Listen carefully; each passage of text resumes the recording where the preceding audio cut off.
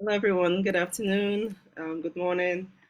Depending on where you're joining us from today, we are so happy to have you here. We've already done a bit of introductions informally. We want to formally get started with the session today. As we know, we're here for our designer roundtable, which is to be a bit of a retrospective on the African fashion industry and the fashion industry in general. And we have with us five designers who come from different generations of the African fashion space or the fashion space. And we just want to hear from them, hear their stories, their reflections on their years of industry, of being in the industry, and also learn from their perspective how the industry has shifted and changed.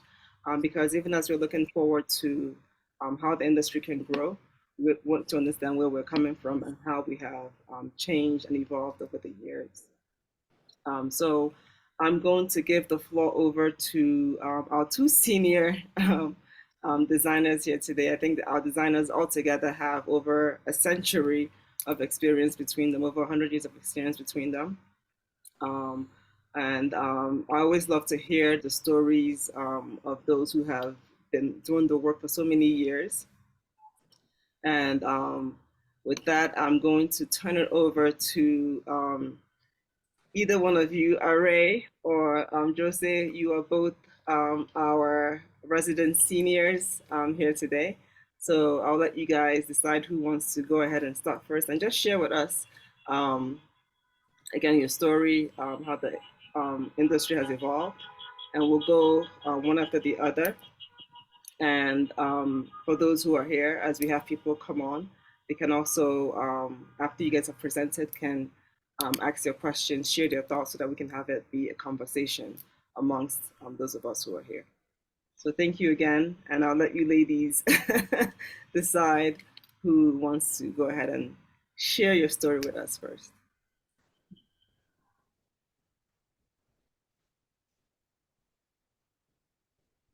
I think I'll let Ari go before.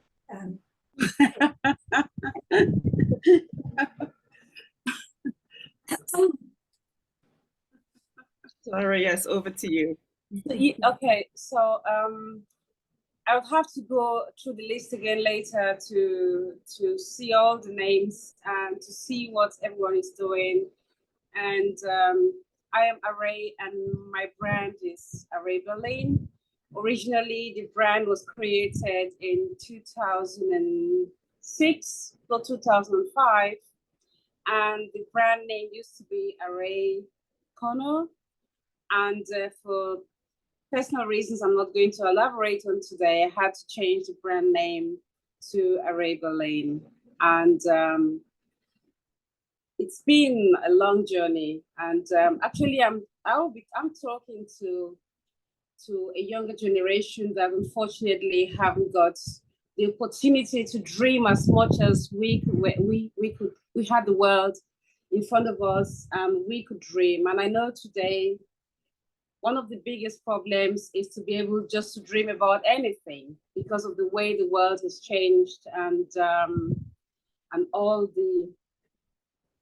all the problems we are having with wars and economic crisis, and we didn't have all this. So we had a totally different journey, and I found things actually were a lot easier. And for anyone who wants to start with fashion today, the most important thing I think is the motivation and the passion. And for me,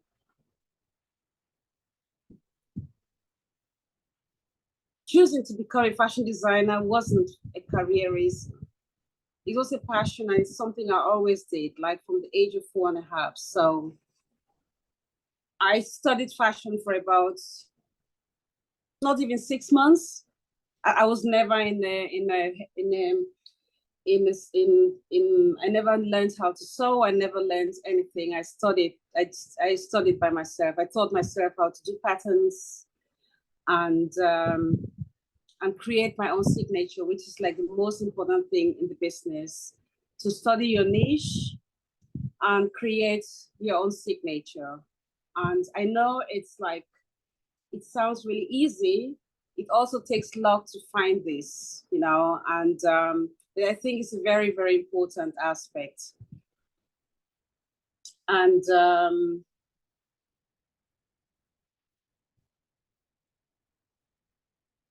when I started, I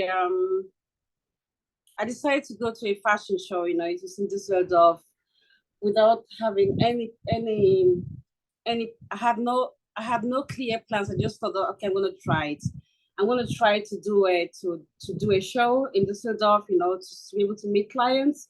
And I was very lucky. Within 3 days, I had 42 clients all over the world, and I could hardly sleep. I didn't even have an atelier, so I didn't even know where to produce the stuff I had sold. So I had a lot of help, and yeah, but I know things have changed for me. Things were quite easy back then, you know, like when I applied to have a store. I didn't even really have money to start to open a store, you know. I just thought, oh, this is a nice area. And strange enough, it was the best location in Berlin. And there were lots of applications, lots of people wanted they were applying to get a store in this place because it was partly sponsored by the government. And I had no clue, you know, and they saw me and they thought, oh, we want her.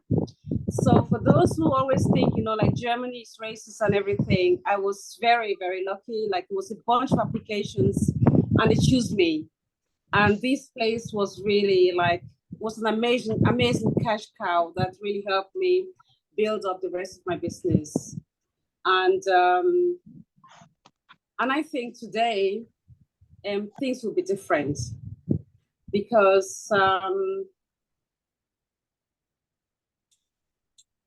I think life has became harder and people became more greedy, and the industry has also changed a lot because back in 2006 when I started really working as a professional designer.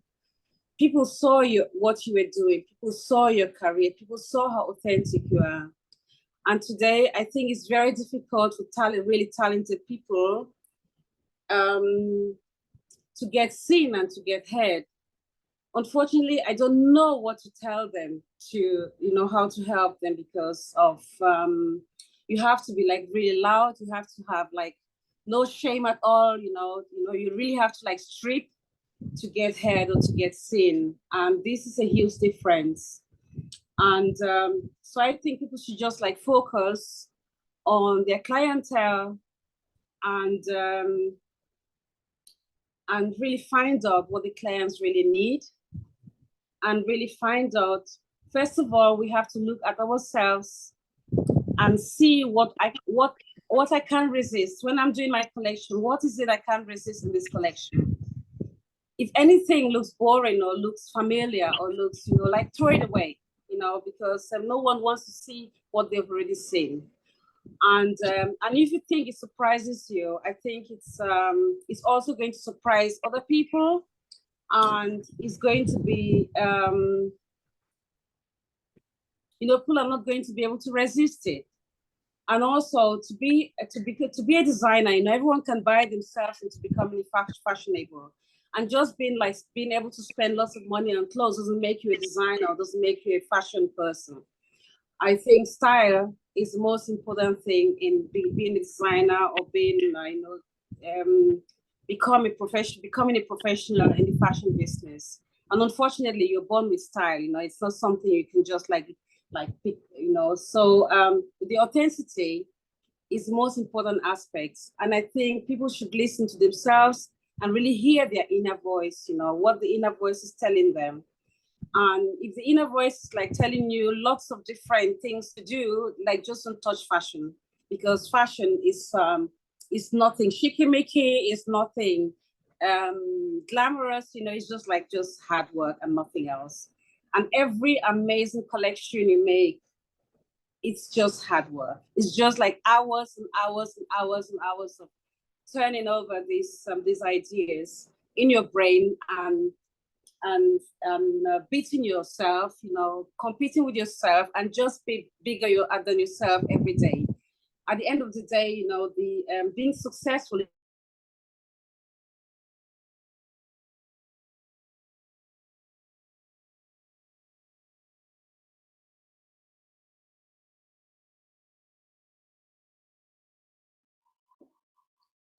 Did Ari cut out, or is that my internet? Okay, I think we've lost her. I think she's cut something Yeah. that's happened. She's paused. So, Joseph, do you want to continue for us? Let's give her some time. I think let's try and see if she's going to. There's somebody else who's come on. Hi. Hi there. There's a number that have. How are you doing? I'm very well, thanks you. How are you? And how's everyone doing? Fabulous. Thank you. It's Lovely. lovely to meet you. Likewise. Sorry, I had just a little bit of a hiccup to log in, but I'm here. We are here and ready. How's everything been? It's been good. It's been good. So it seems like she's dropped completely. Joseph, do you want to continue? Yeah. When she comes back, then we can give her a chance to continue from where she left off.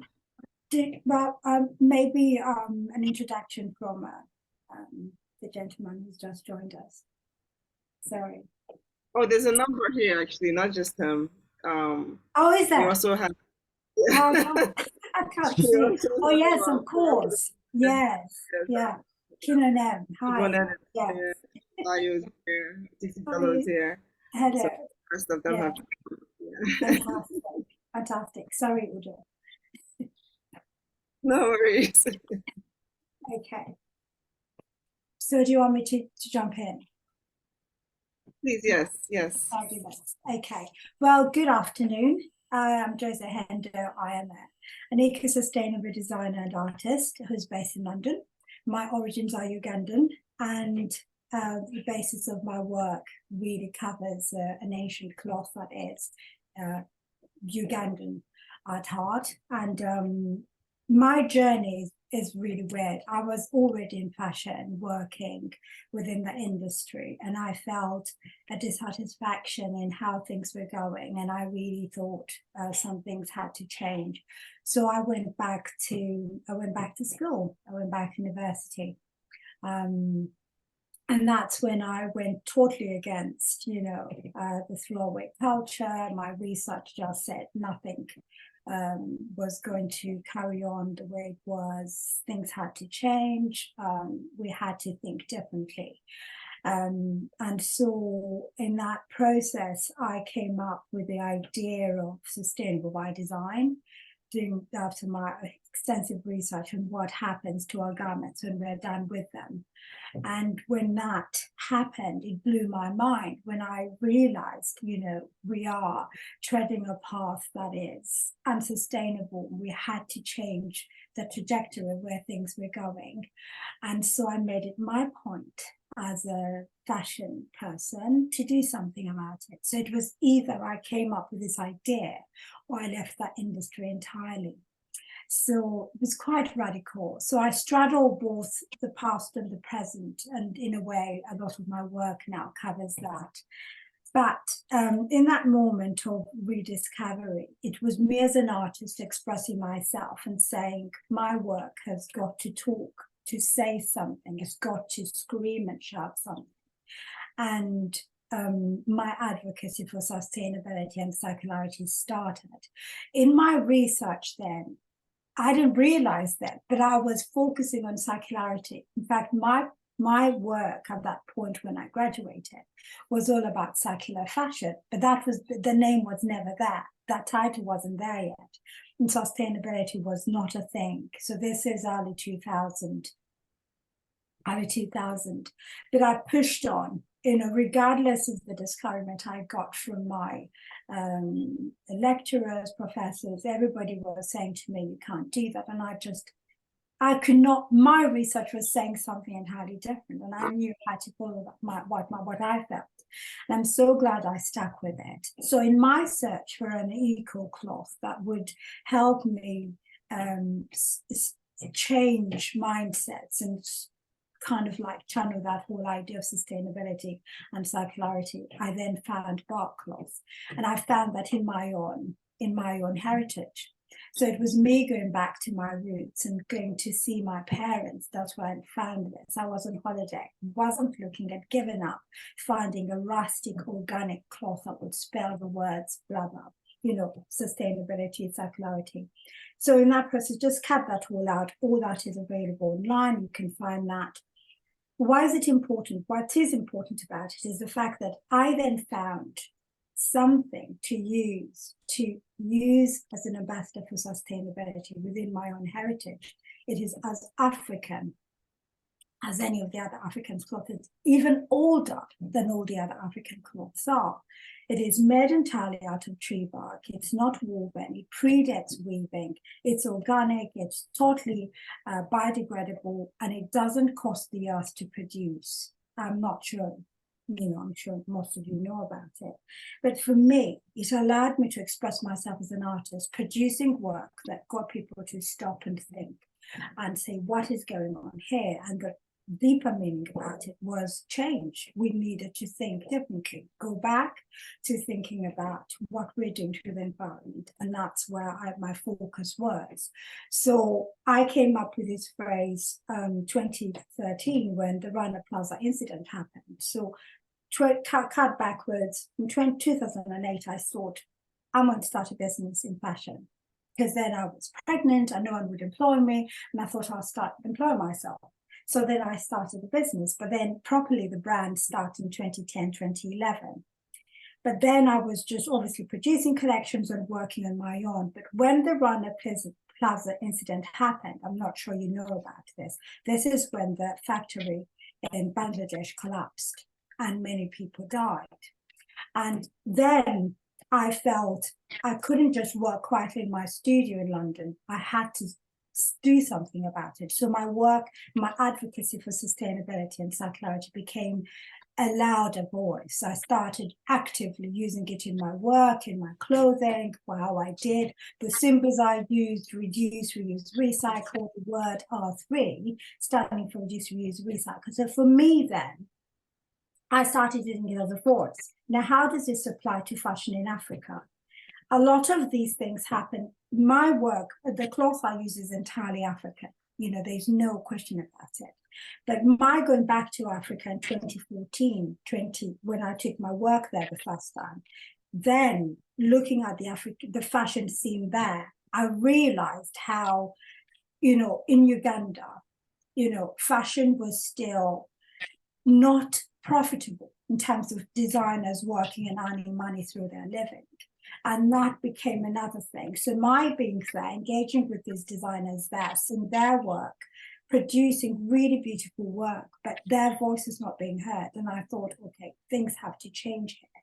So I went back there quite a few times, but it wasn't purely just to lift them up, but also for me to connect back with the community there that has been making the cloth I work with. My research said to me things had to change, and it had to change from not just the United Kingdom, the western part of the world. It was everywhere. I think Africa has been underrepresented for such a long time, and we go back historically and we can see the appropriation that has happened with big names, big designers taking, ideas from Africa and using them in their work, and never crediting where they got it from. So it was very important for me to acknowledge the community where I got my cloth from, their work, adding value to what they do and representing them internationally, making sure people are aware of what they're doing. So with the other artists in Uganda as well, I could see the designers there really pushing hard with their work. A lot of discouragement happens because when you see your work not going to the places you wanted to go, you really feel like maybe you need to change the way what you're doing, and maybe compromise on the authenticity of your work and start taking on other people's ideas. And this is what I always share with younger designers. Remember that, you know, you have something to give. When you take on other people's ideas and use them as your own, you are denying yourself and denying the world of what you could possibly give. And that is one thing that I can see coming out of Africa now. The self-expression is there. People are taking ownership of their ancestry, their heritage, and using it to elevate not just themselves, but their cultures, their countries where they come from. And this is such a huge thing to applaud. Taking back ownership of this is really quite powerful. And in my, the African pain was one thing, but then I also started Back to the Roots initiative. And this initiative took me back to the community where they make the cloth that I work with. And this was pivotal in so many ways to give me a chance to direct the cloth I'm working with, how I want it to be finished up, how I want it to be produced, and also learning from them to see how much they put into it. When I get it, it is adding more to it, using their energy to add mine to it, and then producing this work that tells their stories. But also, it's not just about what is the bottom line here. Is the bottom line your bank balance? Is it, you know, the people, planet, and then, you know, with whatever comes out of it, you know, supports the work that you're doing. So all these things are quite pivotal and important. So I was reading a quote I was reading an article by Ken Kweku Nimo. I don't know if you know him. And it was an article in 2022, and it was about the designers kickstarting Africa's style revolution. And I think that's the article itself is quite powerful because it focuses on Africa and where it has come from and where it is now. He goes back historically in how he's looking at his journey as a young Black man in Africa, and you know what he's seeing now. And some of what he says resonates with me because I found that in my research, I found that in my journey back to Africa and what's happening now. And I'll just quote him directly here by saying that today's designers breathe new life into lost aesthetics, craft, and processes. Now, I only found this article yesterday when I was asked to do this. I thought I'd just check who's talking about this. And I found him yesterday. And this resonates with me then in the early 2000s when I was trying to redirect myself and find who I am. And it applies to now, so that, you know, these crafts and processes are what make us who we are. It's what gives us our heritage and our culture, and brings us forward to where we are now. So it is amazing to find that somebody else has found that. The other thing that he says is, rather than replicating the West, we now value our own local market. And that's something I found as well. The fact that now, you know, Africans buy African produced, African made, African designers. It's amazing. I mean, West Africa, Nigeria, Udo, you guys put us to shame. You buy your own from your own designers, your own makers, your own creatives. And that's so powerful. And I think it's spreading across Africa now, where they value what's made there. Because in the past, people always wanted what's made abroad. Made abroad was better than what was made in Africa. So that whole thing is changing now. But what is also changing now is the fact that Africans are producing to export as well. They are producing to send it out to the world. And that's a pivotal moment within the time of African fashion. So that's a really powerful thing to kind of like hang on to there. So there is a clear movement away from the visual prints, you know, the visual African prints, where we are all, you know, using African print. We celebrate that print because that's what gave us, you know, that, you know, global gaze. But at the moment, there are designers who branched away from it and saying, okay, yes, the colorful print is fantastic, it's beautiful, but we have other things that we can celebrate here. And I think you can see that across Africa, and that's really quite powerful to have happening. And also, there has been a huge international shift in terms of where the gaze lands. The gaze is on Africa at the moment, where the focus is on what's coming out of Africa. It's not just fashion, it is art, it is all these other things, crafts and everything. So that with that gaze there, a lot of creatives in Africa, the designers there, have had a chance to have their work viewed internationally. Now, my work, in a way, being expressive and being very avant-garde and having a story to tell, has been kind of like being able to come out of Africa and go into institutions where I would never imagine my work to be going. To have your clients being museums around the world, that makes it kind of like really quite, I'm grateful to God for this, because it helps me get my story and my advocacy for sustainability out there to an audience that would never happen. So we've had some work going into, and this is part of the gaze, going into Africa and finding out who's telling stories and who's doing things with genuine African cloth. So in the British Museum, the Stockholm Museum, the National Museum of Scotland, and to name just a few of them, to have your work there because of the radical nature of it, the fact that we're talking about sustainability, we're talking about, being kind to the planet, we're talking about change that needs to happen, but using an African cloth to talk about change. This is why they were interested in, this is why they wanted these pieces. And I'm grateful for that, because now we have these conversations happening from many continents. I think it's 5 continents at the moment.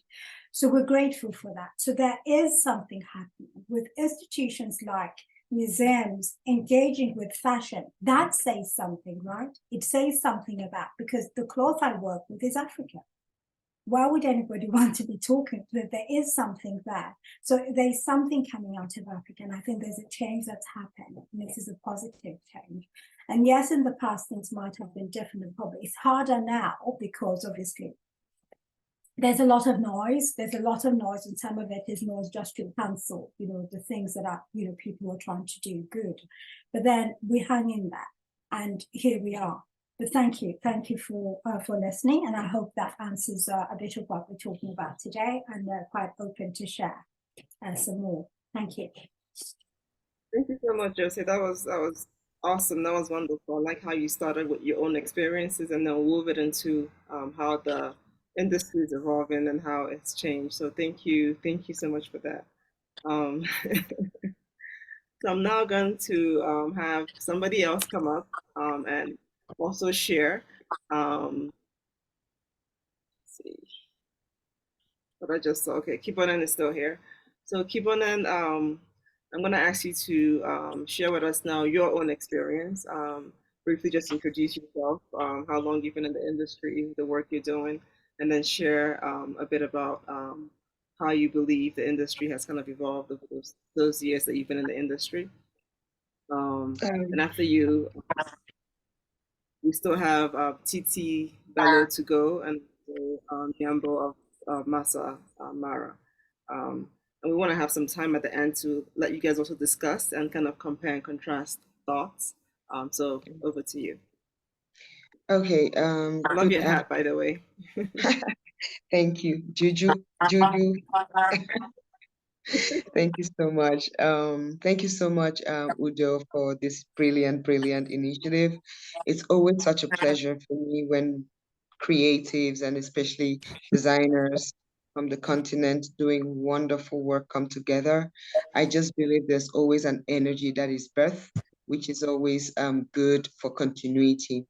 It's a pleasure meeting Jose, Titilayo, Nyambo, Marianne, Helena, Beatrice, Areno. It sounds actually Areno sounds like a name from my country. So I'm looking forward to knowing if she's from Cameroon. So thank you so much. And for me, I started fashion a long time ago. And I've really been one of those people who've gone through the ups and downs of fashion. We were like the pioneers when we started in America, in like African fashion in America in like the 2009, 2010.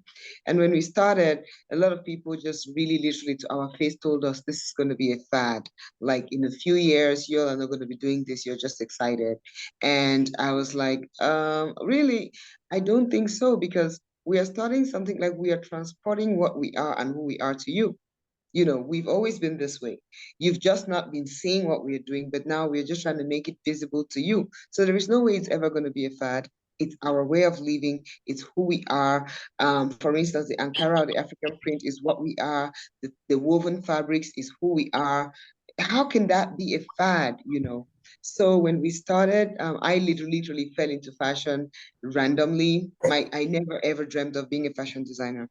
But when I was introduced to the fashion world in New York, immediately I saw what I could bring into the world of fashion, which was not there. And to me, it was bringing in the traditional regalia of the people of the Northwest region of Cameroon to the limelight, making it more obsolete, making it more wearable, making it more reachable to everybody. So when I brought that into the market, I was very ignorant of what fashion was. But quickly, I decided to learn and go back to school to study fashion design.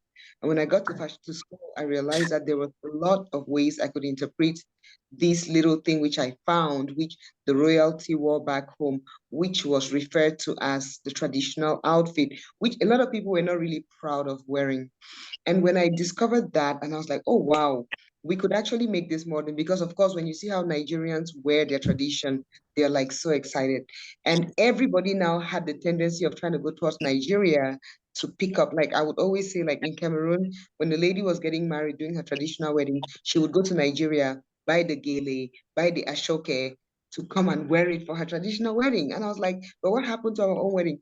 So for me, it was important that I help restore the tradition, the culture, plus the confidence in the people from my part of the world in accepting who they are and what they have, which I successfully did. And even when we went ahead doing that and even them seeing it on celebrities, it was even more appealing to them. So now in Cameroon, you see a lot of people wearing the traditional regalia for their own traditional weddings. They're transforming it in so many ways. And you have a lot of designers too who've been inspired by it, and they're doing a lot in that space. Honestly, it's getting a little bit too much, but anyway, story of another day. But that was how I started fashion, and it has grown. When I went back to school, it even became better because I could actually understand the science, the physics, the chemistry, and everything of fashion, the background, the future. And I realized that there was a lot that Africa could gain as a continent from fashion, based on the fact that we are still so virgin, undiscovered. There are a lot of things which we could bring into the world of fashion. And also it could help the continent in terms of jobs, considering that fashion is very labor intensive and gets people really working, you know. So those were some of the things that were always on my mind. And because my fashion was very much inspired by my culture, it gave me that link. Like I've been in Cameroon almost every year since I became a fashion designer, because I had to come back and tap into the culture, tap into the energy there to be able to get my work produced. And the techniques which we use for our embroidery is something which is really very traditional. Fast forward, I was able to work with a lot of celebrities, the Lupitas, the Gayle Kings. I was able to be part of a lot of, you know, fashion weeks and all of that. And at that time, really very innocent, pure heart. You're just so creative, and you want to share your creativity with the world. But yo, today is not the same feeling. Like today, it's a cutthroat. Like people knocking off the next person, people downplaying the next person, people.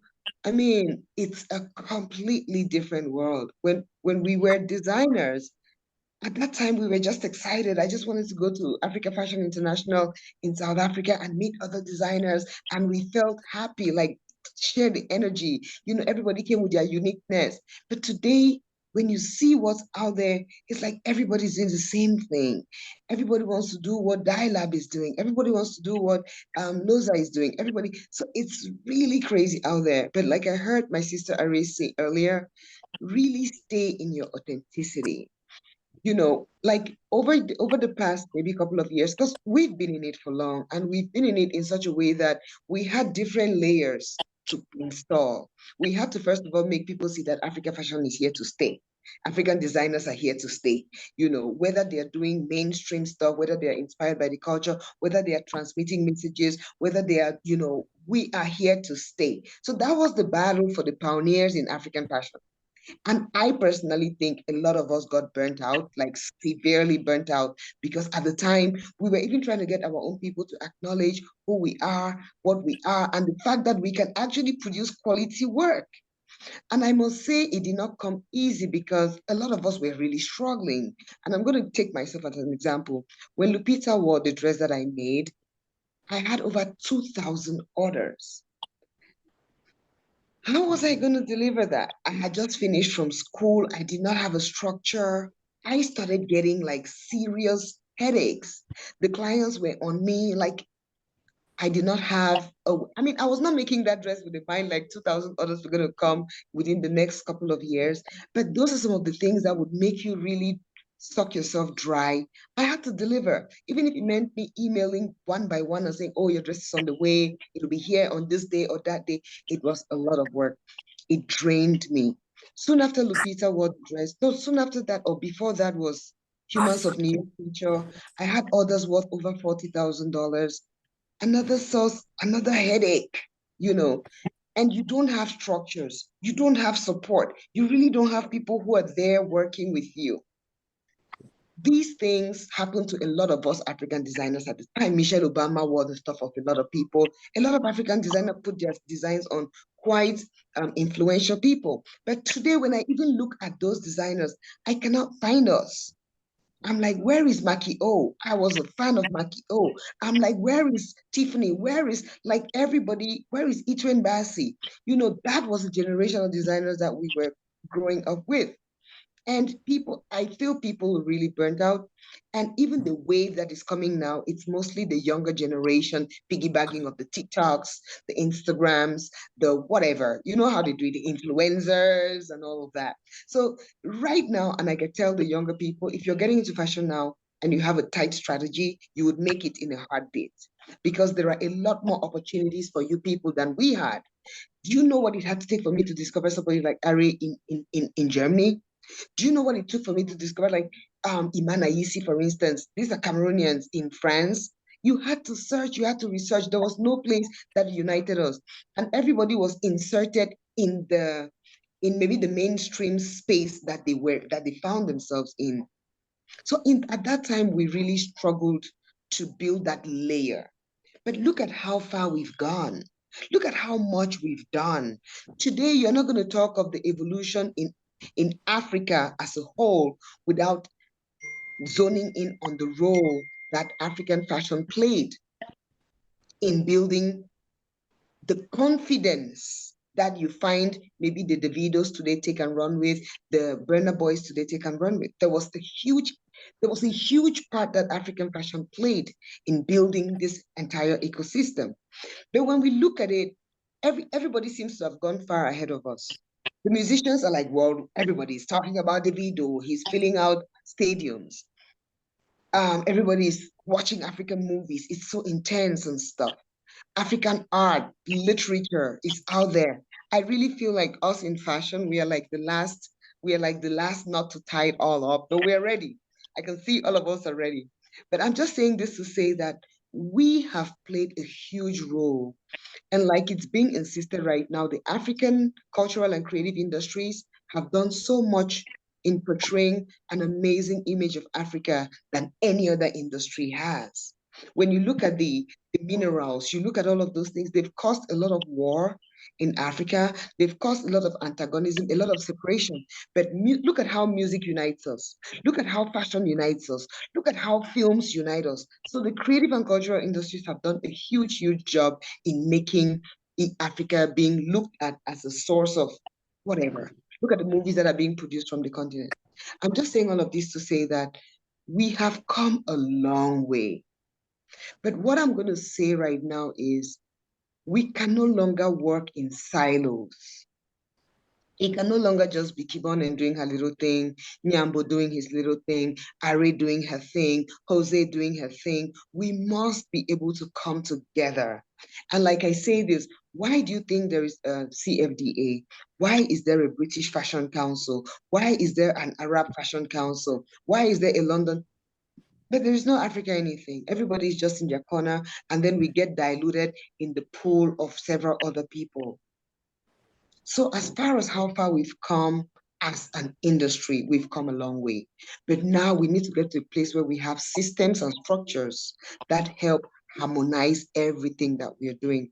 And I'm really humbled by the fact that I'm part of the Creative Africa Nexus Advisory Board, a program done by Afrexim Bank, which realized that there is a huge vacuum in the creative industries, and they decided to put in some money to be able to help develop structures and support projects to build a better foundation for African creatives. And what we do there is we try to provide avenues, ideas, initiatives which they can fund or support to be able to make the creative industries more organized and more structured and more impactful. So honestly, I'm going to give a huge round of applause to all of us sitting here today, because when I listen to all of us, what I hear is resilience. What I hear is we held on. What I heard is we believed in who we are and what we were doing, and then we've kept it moving. So kudos to all of us. Thank you, Udo, for putting this together. I'm really not a great person in talking about what I've done, but I think I've given a really nice summary. And I think all of us here in one way or the other know each other. And as we move forward, we are going to discover much more. So thank you so much, Udo. Thank you so much, Kibon, and that was awesome. Thank you, thank you. Great overview of your work, and also not just your own personal work, but also the work you've done in the industry. So thank you for that. So we have two more to also do the same, introduce themselves a bit and talk about how the industry has evolved. And then we'll go into a time of discussion with everybody here so that we can learn even more from each other. So I'm going to ask Titi of Titi Bello.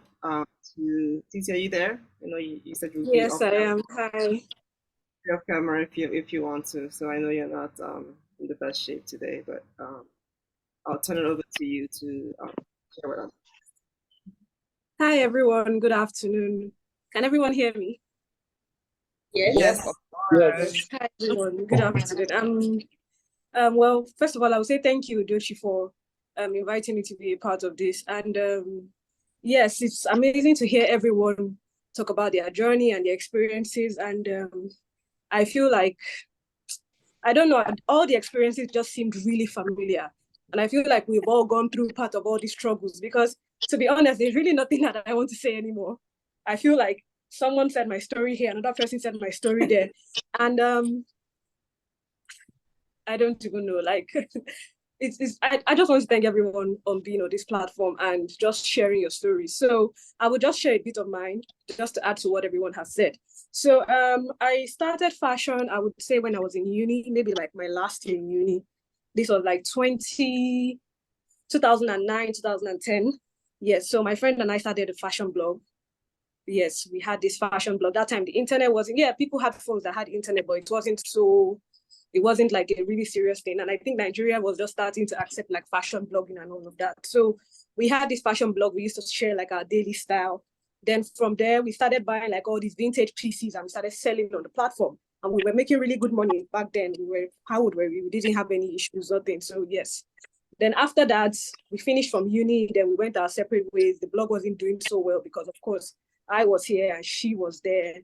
But then we went ahead and we started like our own individual blogs, which were also doing well. So at this time, I used to make clothes, but just for myself to wear.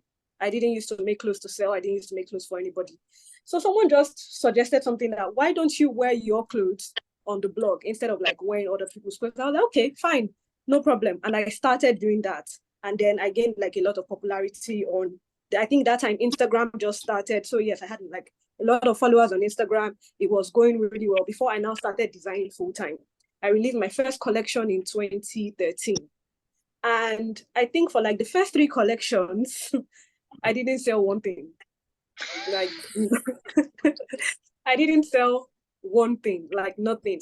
I remember my first collection was released in 2013. Then in 2014, I was picked for one of the young designers of the year for Lagos Fashion Week. So because of that, I got a scholarship to do fashion design in Instituto Marangoni in London. But then I didn't do fashion design. I wanted to do fashion business. So I picked fashion business instead because I felt like, oh, I actually need to know the business side of fashion because I've been releasing collections and they're not making money. So I did that. And then I came back in 2015, released a new collection that was actually wearable, and then things started going well from there. But yes, a lot of challenges along the way. And it all goes back to what she said, like about how everyone has their own fashion council.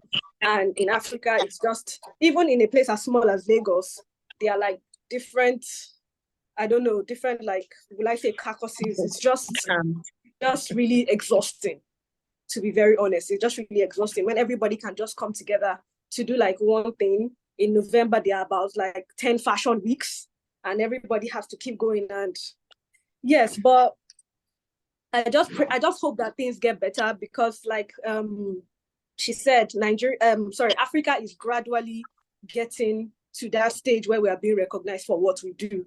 I was discussing with her before because we were on the Google call. We didn't know that I was here. So I was just telling her about how the exchange rate thing, I would say it's a good thing and it's a bad thing. It's a good thing because before you would go abroad and you buy a top for 25 pounds. But now 25 pounds that is going to buy you a basic top in Zara would buy you a really nice dress in Nigeria. So now people are starting to realize that, no, I don't have this money anymore. Let me just buy what we're producing here. And they can see that the quality is way better than what they're getting because those 25-pound tops are just supposed to last you like 2 months, to be very honest. But the dresses that you're going to buy here are going to last you for an even much longer time, especially like with the weather and everything. So yes, I would say that things have definitely changed from back then till now. And I know that they will only keep getting better because like this is our season. This is when we are going to be recognized for the good work that we do because we do like a lot of amazing work. And even though it feels like there are so many people serving Africans, I feel like we're still not enough designers. We still need a lot more people that have like very good training of what they do because there's also like another thing of people being talented but not really knowing how to navigate what they want. Because to be honest, there are some people who are good tailors, but they feel like they're designers, right? So that one too is another topic for another day. But yes, I feel like gradually we would get there and we are ready to accept what the world has to offer. Yes, so that's all I have to say. Thank you. Thank you, Titi. Thank you so much. And that leaves us last with Nyambo to just share a little bit about yourself again and tell us how you think the industry has changed since you've been in it. Then after that, we're going to go into a time of discussion. I also want to especially thank Beatrice, who's on, for helping us introducing me to a couple of designers here, Yambo and also Array. And funny enough, Nyambo and I are both in Addis, so I happened to also meet him after the introduction was made. So I'm grateful to Beatrice for that introduction, for always being so helpful and making herself always available to help in the industry.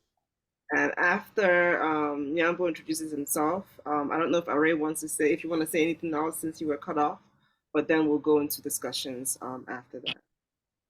So Nyambo, over to you. Oh, wow. Greetings, everyone. What a great time, you know. Can everyone hear me? Yes. Yes. Oh, beautiful, beautiful. This is such a wonderful time to be here on this panelist, you know, to have this opportunity, you know, to share and just, communicate with the world, you know. So one thing for me that I would start saying is I would start by thanking each one, each and every one of us and all other designers on the African continent who has been doing a wonderful work and making sure that our stories, our ways of living, our everything is being celebrated and accepted within the work, you know. And again, also, I can't, go on without thanking those who paved our ways and, who prepared, everything for us to be able to be part of this industry. And it's been such an honor. We always look forward and want to, follow the footsteps and making sure that we unlock and reach more potentials that we can reach, So we have to always be, our ancestors' wildest dreams, and we put Africa, where it's supposed to be, I mean, it is wonderful time, to be a fashion designer right now, an African fashion designer, the world, like how everyone have said, the world has opened up, and I've accepted, and as much as it's a good time for us to be, designers right now, it's also a very dangerous time for us, to be fashion designers and, in the world or in the industry that we don't have much control of, right? So I always say, we are playing in this league, we are playing in this industry, we are here being part of it, but again, we're controlling nothing. It goes to what everyone has been saying again. I've always, by the way, sorry, I just went into it and, my name is Nyambo. I, like you all know, I was born in Rwanda and I grew up in different side of, Africa as a refugee. I've lived in 10 African countries. So when we finally found a voice, we wanted to communicate, we wanted to make sure that we speak, for people like us who grew up in such environments, who never had the opportunity and place to dream. And when that voice was finally, answered, it came in form of fashion and art, and with that, we as all we know, we made it our mission, to speak for ourselves and make sure that, we communicate of who we truly are as an African, So Masamara was born, to be a platform, to allow the African fabric and African fashion to become the best it can be, Therefore, no, so yeah, a little bit of that, so we want to share the journey and also become, like every one of you guys and every other people who've paved the way and made sure that we are here to fight the same goals and same, fights, but we need to understand, like what we, from most of everyone has said, and what I was also saying, like when I started introducing ourselves, is that the industry is not controlled. We're fighting to sit on this table that's not ours, where we've always giving, asking for a seat, we always, asking for a seat. And therefore, it's always very dangerous, because you are given a seat, therefore your voice is very limited.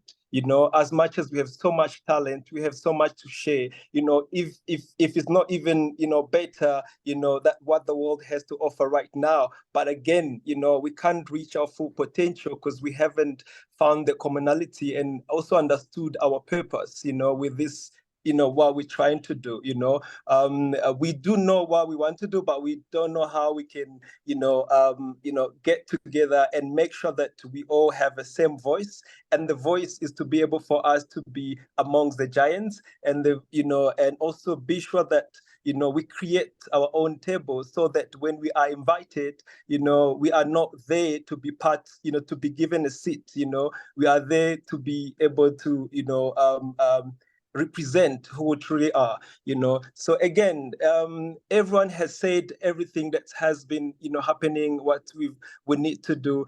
To me, I always think, if you look about how every narrative that's being, told on the African continent or in, African fashion in general, it's being controlled by others. It's not being, told properly by us. And that's the saddest things. I always believe that fashion, is a language, fashion, it allowed us to speak. But again, we are speaking with the limitation. We are speaking with, not, within the small rooms, So therefore, I've always said, if you look at it, I've had, my fellow, designers, my beloved sisters, we all talk about fashion sustainability. We're all talking about, the whole this ecosystem that we're trying to build, but we're building it from, the Western, lens. We're not looking within our environment, our, what we have, and see how can we create this from ourselves, not from, trying to be part of others. Let's have our own ways and then build it. Let's actually welcome others to come and also join our ways, instead of us always trying to fight to become, one of theirs, or to be accepted in their own, world. We have a big world, like all of us and everyone who's not here. We have so much talent, we have so much gift. There's so much that Africa can offer, for us, without even looking the outside.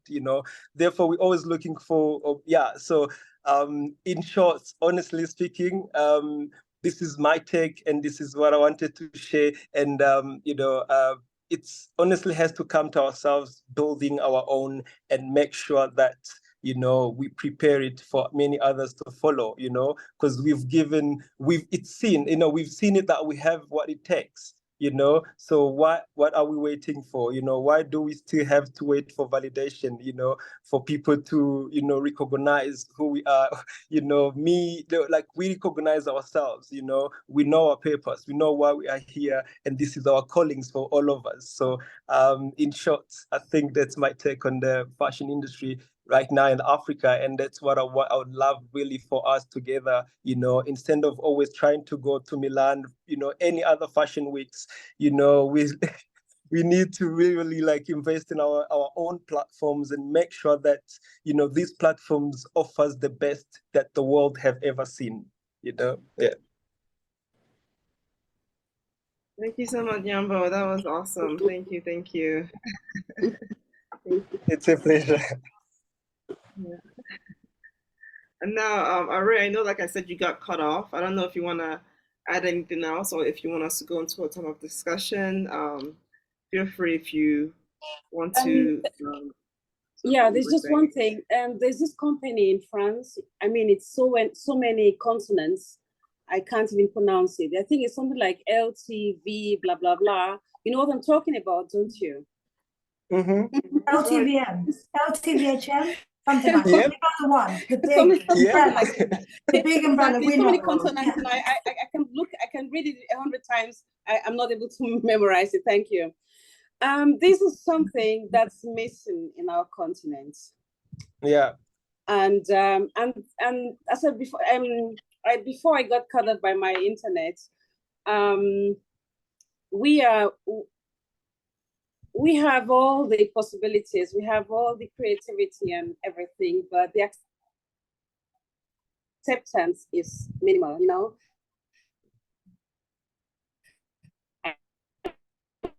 I live in Germany, and again, and they don't associate me with anything intellectual, or and so, like you were saying, Jumbo, like Jumbo was saying, sorry, Yambo, sorry, Yambo, I'm sorry. Like Yambo was saying, like we are always like seeking for acceptance, As I said, we really need something like this platform, the French platform, we don't have anything like this in Africa. And before I got cut off, I was talking about what really enrages me, how much billions Africans are spending on luxury goods, and none of these people is asking themselves. I think it's so embarrassing to wear those brands anyway, and no one is asking themselves, like, why is it there's not even one atelier producing all this? They're not giving anything back to the continent. So people fly from Cameroon, from Angola, from just to queue and go to Hermes and buy Louis Vuitton, that everyone is wearing, and there's no atelier, I was actually going to create a platform to boycott, like calling everyone who owns, all these Louis Vuitton. And I was at the wedding in London, and the next day in the morning we had a brunch, and the first one came in with a Louis Vuitton bag. The second one came in, it was a Cameroonian wedding with a Louis Vuitton bag. The third one came with, and I was like, what the hell is this? What's wrong with you guys? You know, like, don't you feel embarrassed, you know, wearing the same ugly bag, you know? Like, and so I was asking them if they'll join me on the platform to boycott buying these products for at least a year. Not boycotting because, you know, we want anything from them. We don't want any money from them. If they could just like open a little atelier anywhere in Africa and train women how to sew these bags. I mean, the Chinese who are sewing these bags, or whoever, they don't have 6 hands or 6 eyes. You know, why aren't they giving anything to Africa? And I think this would be a great thing to try to do, you know, to motivate people, to move people, because I'm not so communicative.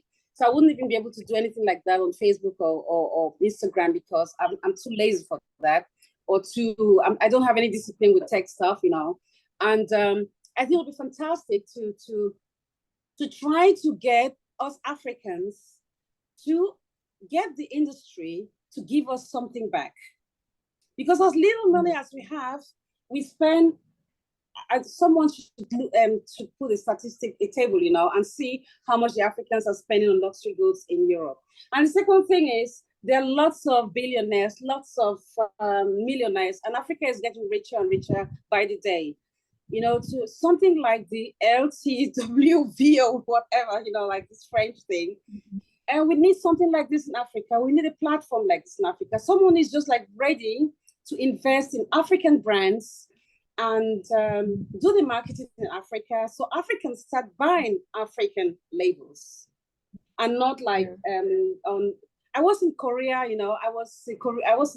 The Korean government invited me to like see what the Korean designers are doing, and I was very surprised how much money South Koreans invest in their designers. They don't wear anything else.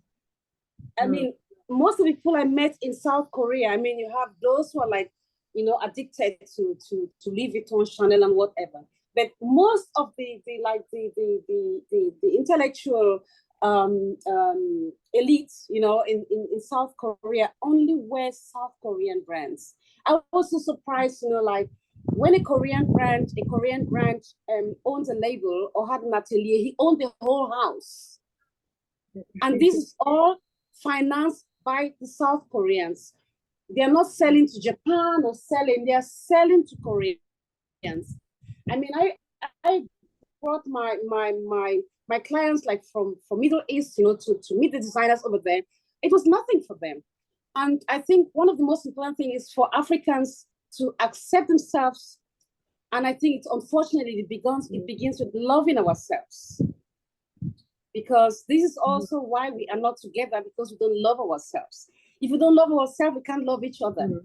So I don't even know how we can teach each other this, you know. When we meet a colleague, the first thing we do is we start competing. Instead of thinking of how can we work together, we start competing, you know. And I don't know who can get this germ or this virus out of us. But let's forget about this, because this is a really long journey. I think that if you could start, I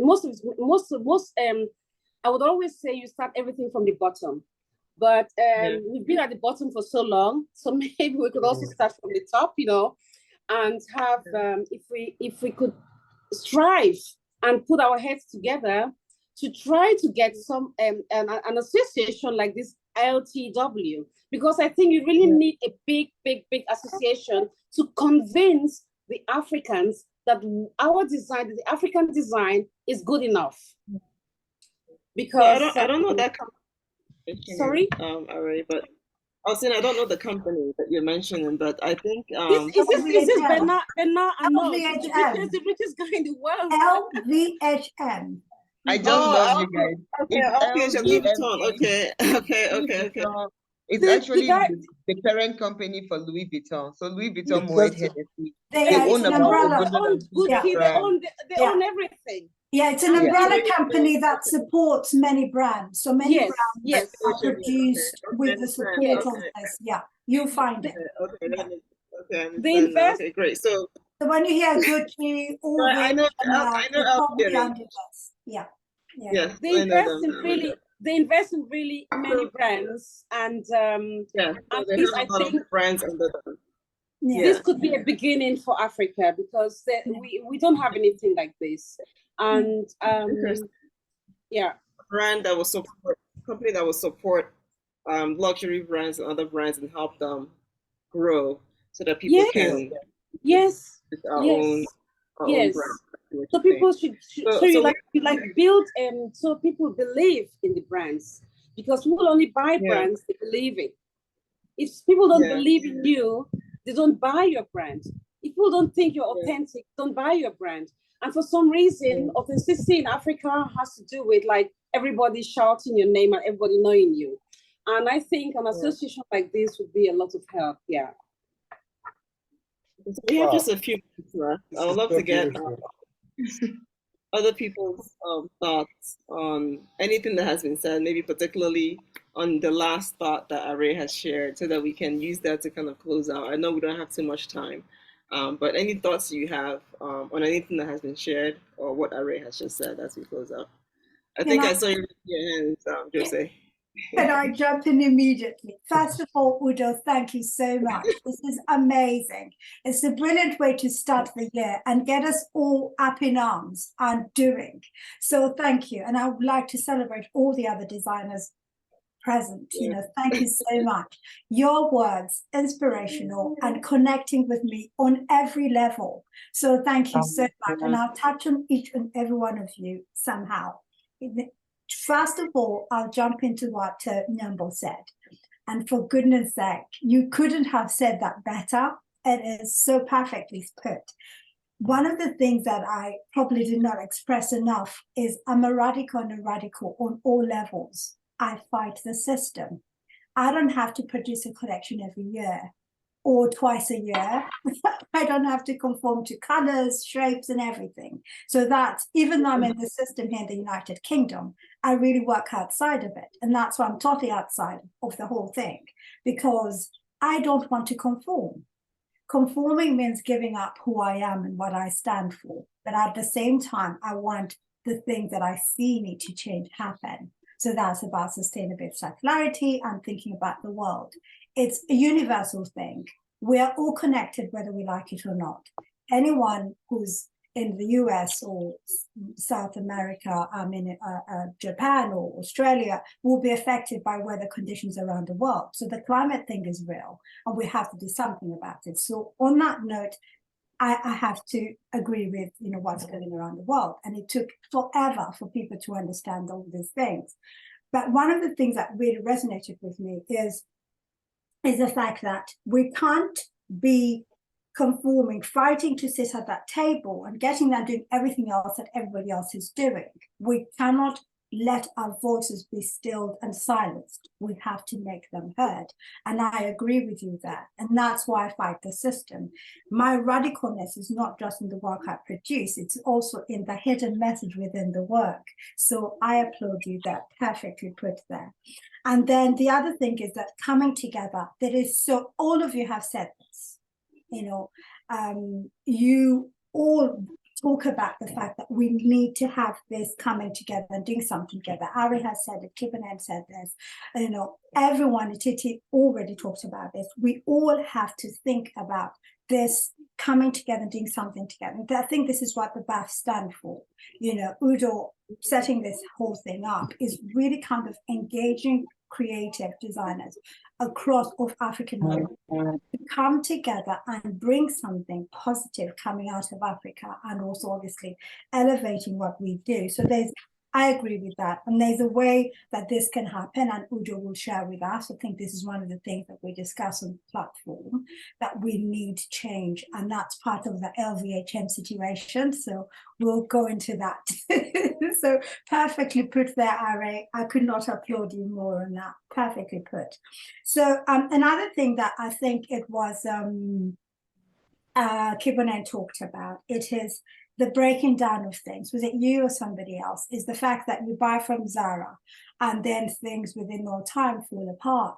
Now, there's this whole thing that I found out in my research is the inbuilt-in obsolescence. Things are made not to last forever. So when you go back into textiles, they're designed to break down whenever, and also to make sure that when we buy these things, wash them 3-4 times, we'll lose the quality in no time and have to go back buy another one.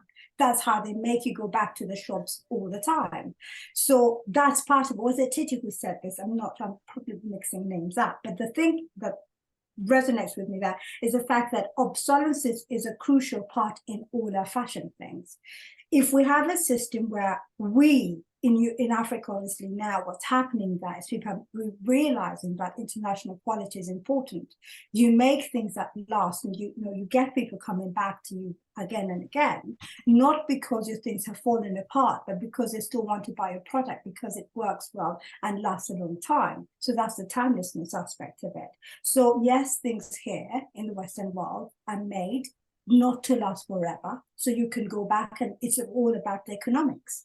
Spend your money all the time. Fall apart, buy another one. Fall apart. That's the throwaway culture, the fast fashion situation, and that we're trying to break and get away from. And that's another thing. But then another thing that I felt that we all talked about with appropriation, the fact that for a very long time, we have had people take out of Africa, take ideas and use them and never credit. And I think that is where I think, Nyambo, you talked about this, is the fact that we have had all our ideas taken, and we're now wanting to take ownership of our heritage, our culture, and use it to elevate, not just elevate to sell out, but elevate to preserve for future generations as well. And that's one of the things that I really fight about in my Back to the Roots. It's about preserving for future generations. We're going to have generations coming up in Africa that want to know about Ashe-OK, want to know about Barclays, want to know about Ogolan. We can't let this happen. We're the custodians now, and we need to do something about it. So that's part of why I fight the way I do. So yeah, over to you. Thank you so much. Thank you. I appreciate it. So that was wonderful. I like how you brought everything together, all the different thoughts that have been shared. So that was really a great summary. And I think, like you said, I think we're all really just desiring, well, most people desire, I wouldn't say all, most people have that desire for us to come together. And I think it's about really just working with those that have that interest and who have that desire in their hearts, And I've been talking to different people across the industry, just the nature of the work that we're doing at BAF, which, like you mentioned, the idea is really to bring people together to help drive the industry together, because we're stronger when we work together. Yeah. And then just having the chance to talk to different people, people like Kibonan, who I've spoken to, and realizing that she also is working to try and bring people together. So that interest is already there across the Atlantic in the US. Here in Ethiopia, also a point that came up, they're trying to see how they can form an association that brings them all together within their industry in Ethiopia and also connects them with others on the continent. Met with Anna Gatena, former model, who also talked about how she has been for years trying to also, bring people together. So I think there really is that interest, and it seems like now, as the industry is grown, as we're getting much more of that attention on us, we're realizing that we need to really come together for us to really capture what's happening now. So I'm so grateful again to all of you for being here. I know we don't have any more time. We have to close out so that we can continue in the next session. But I'll let anybody that wants to say something that they really want to get off their chest, just give you 2 minutes to share that.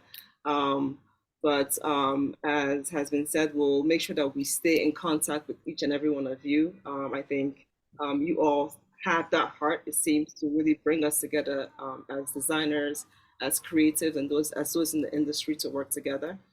So we'll bring you guys into the work that we're doing at BAF. Kibonan and I have already had the conversation previously about how we can connect with the work that she's doing, both on her personal level and also with Canex. So it's really about how we can bring together the various branches that are working to help to drive the industry together. drive the industry forward and work together to build something that is wonderful and beautiful and bigger and better for each and every one of us. So thank you for being here. And as I said, I'll let one person who wants to say something, I'll let that person have the last words just for a couple of minutes before we close out. So let me just rush in real quickly. First of all, thank you, Udo. I found my sister Ari, and I'm not letting her go. She has to come to Cameroon too. Like, I have to literally drag her to come to Cameroon. Thank you so much. It's amazing meeting you, finally seeing the face. I've seen a lot of your work. I've read so much about you, and it's amazing to finally see you. Udo, what I'm going to say, and to us here, and it's something which we should take to wherever we are, and just in summary, is one thing I realize is if your inner house is not fixed, it's going to be hard for you to even try to fix the rest of the world. So wherever we are in our little communities, just like we've all acknowledged, and we've all realized that in the past, and this is really a strategy that has been used on Africans for a very long time, which we must be intentional about fighting. The fact that we are always being scattered around so that we cannot converge and be strong. It's a strategy that has worked for years, but we cannot let it keep working. We have to be intentional about bridging those gaps and coming together and forming strong alliances, loving ourselves, loving each other, and trusting. Like the president of Afreximbank always says, how is it possible that you let an outsider come into your house without knocking your door? But within you Africans, you cannot even go into each other's houses.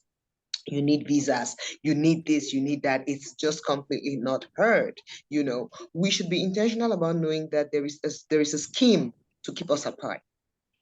A very worked out and thought out scheme to keep us apart. So we cannot keep using their techniques to work against ourselves. We have to be intentional.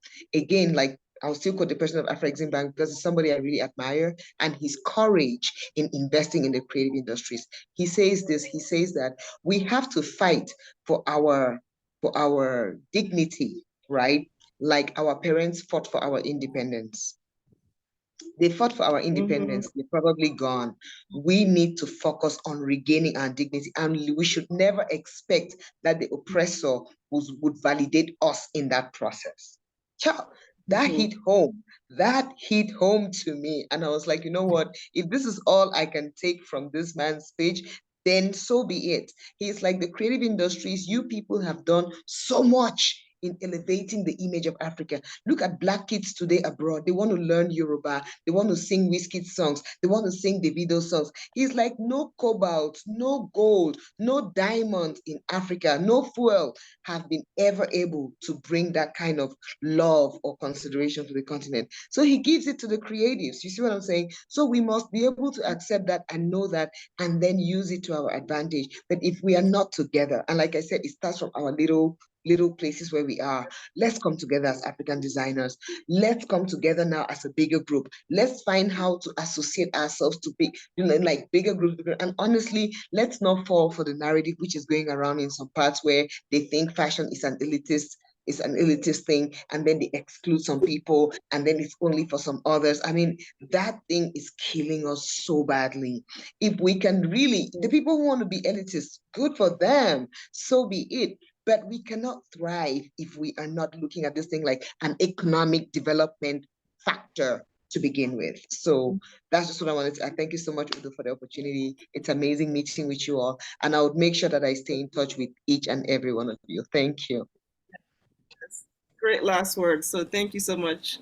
I could have said it better. And with that, I think we'll close out the session.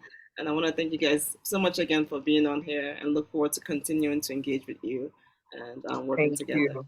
Thank you so much. Thank you. Yeah. Thank you so Can much. I just ask the permission? Can you give me Ari's contact so that I can reach her right now? I'll send it Thank right you. now on the next. Thanks, Thanks, speakers, for putting us all together. Thank you. Thanks a lot. So Bye-bye. thank you, Joe. Thank you. God bless you all. Bye. Bye. Thank you. Have a lovely Bye. one, everyone. Bye. Thank you. Frank, nice to meet you guys, and let's stay in touch. Thank you. Definitely.